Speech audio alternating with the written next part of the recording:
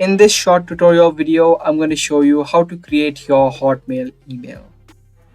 Hotmail or Outlook is an email service provider which is owned by Microsoft. So if you also want to create an account of Hotmail, then make sure you keep watching this video until the end. Now either you can create an account using the app of Outlook, but for this video we're going to use the website. So search for outlook.com and then click on create free account on the bottom. Now from here either you can choose outlook.com or hotmail.com. Once you selected your email, you can now create a new email. Click on next, and in the next section it's going to ask you to create a password.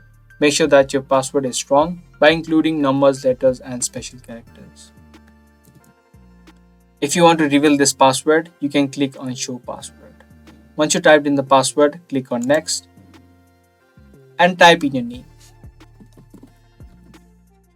Select your country and date of birth and click on next. The last step is you need to complete this puzzle verification.